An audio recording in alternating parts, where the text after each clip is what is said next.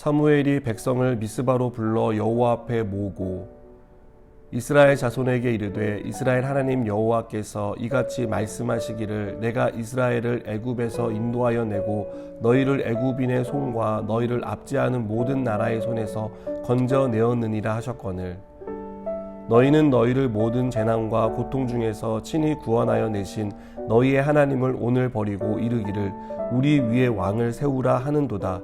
그런즉 이제 너희의 지파대로 1000명씩 여호와 앞에 나아오라 하고 사무엘이 이에 이스라엘 모든 지파를 가까이 오게 하였더니 베냐민 지파가 뽑혔고 베냐민 지파를 그들의 가족별로 가까이 오게 하였더니 마드리의 가족이 뽑혔고 그 중에서 기스의 아들 사울이 뽑혔으나 그를 찾아도 찾지 못한지라.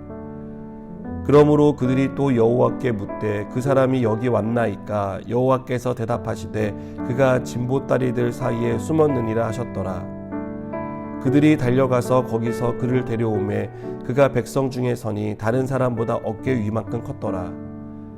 사무엘이 모든 백성에게 이르되 너희는 여호와께서 택하신 자를 보느냐 모든 백성 중에 짝할 이가 없느니라 하니 모든 백성이 왕의 만세를 외쳐 부르니라.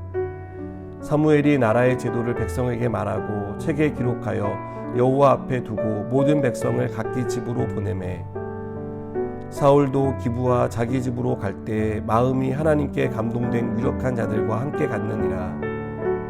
어떤 불량배는 이르되 이 사람이 어떻게 우리를 구원하겠느냐 하고 멸시하며 예물을 바치지 아니하였으나 그는 잠잠하였더라. 아멘. 사무엘이 하나님의 명령을 따라 사울에게 기름을 부었습니다. 그리고 사울에게 하나님이 그를 이스라엘의 왕으로 세우셨다는 사실을 말했습니다. 그러나 사무엘은 백성들 앞에서 사울을 왕이라고 곧바로 공포하지는 않았습니다. 오늘 말씀을 보면 절차에 따라 왕을 뽑습니다. 이것은 다른 왕을 세우기 위한 절차가 아닙니다. 이 과정이 공정한 과정에 의해서 이루어졌다는 것을 확인시켜주기 위한 절차였습니다. 또한 왕의 정통성을 인정해주기 위한 절차였습니다. 그럼에도 하나님은 정확히 사울을 뽑으십니다. 놀라운 점은 각 지파에서 왕으로 나선 후보가 1000명씩 모두 12,000명이었다는 사실입니다. 이렇게 모인 지파 대표들은 제비를 뽑게 됩니다. 제비를 뽑은 결과 베냐민 지파가 선택됩니다. 베냐민 지파에 속한 가족들이 다시 제비를 뽑고 마드리의 가족이 뽑힙니다. 그리고 마드리의 가족이 다시 제비를 뽑은 결과 기스의 아들 사울이 뽑힙니다. 구약에서 제비 뽑기는 하나님의 뜻을 확인하는 방법으로 사용되었습니다. 12,000명이나 되는 후보 중에 사울이 뽑힌 것은 하나님의 뜻이 분명하다는 사실을 보여줍니다. 우리는 제비뽑기 과정을 통해 사울이 왕으로 세워지는 것을 보며 하나님의 선택에는 실수가 없고 또한 언제나 정확하다는 사실을 확인하게 됩니다. 우연히 운이 좋아서 뽑힌 것이 아니라 하나님이 선택하셨다는 것입니다. 하나님의 뜻에 의해 사울이 왕으로 뽑혔지만 사울의 모습은 보이지 않았습니다. 그는 이스라엘 왕이라는 직책에 부담을 느꼈고 부끄러운 나머지 진 보따리들 사이에 숨어 있었습니다.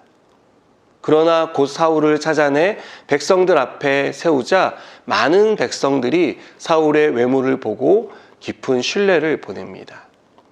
하나님이 세우신 왕을 따르기로 한 것입니다. 하지만 백성 중 일부는 사울이 왕이 된 것에 불만을 품었습니다. 그들은 사울이 어떻게 이스라엘을 구원하겠냐며 노골적인 불만을 표시합니다.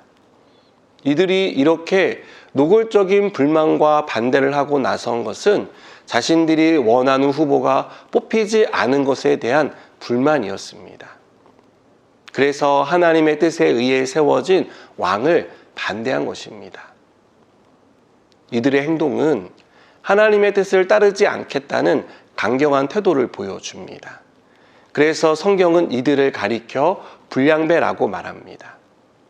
여러분, 불량배는 하나님의 뜻을 따르지 않는 사람을 가리킵니다. 하나님이 세우신 방법을 신뢰하지 않고 내 방식이 맞다고 주장하는 사람을 가리킵니다. 우리의 모습은 어떻습니까? 하나님의 뜻을 믿고 따르고 있습니까? 하나님의 뜻과 내 뜻이 맞지 않아 불평하며 내 뜻을 고집스럽게 밀고 나가고 있지는 않습니까? 사랑하는 여러분, 하나님이 사울을 왕으로 세우신 과정을 보면 공정할 뿐 아니라 실수가 없이 완벽하고 완전하다는 것을 우리는 알게 됩니다. 이렇게 실수하시지 않는 하나님의 뜻을 따라간다면 그 사람의 인생은 절대로 망하지 않을 것입니다. 하나님의 뜻을 따라가는 사람은 하나님이 그를 통해 이루려는 뜻을 이루는 기적과 은혜를 경험하게 될 것입니다. 저는 우리가 하나님의 뜻을 따르고 주 안에서 뜻이 이루어지는 축복의 사람이 되기를 바랍니다. 기도하시겠습니다.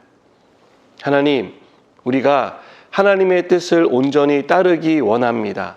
의심하지 않고 때론 내 뜻과 맞지 않더라도 순종할 수 있는 믿음을 허락하여 주시옵소서. 예수님의 이름으로 기도드립니다. 아멘.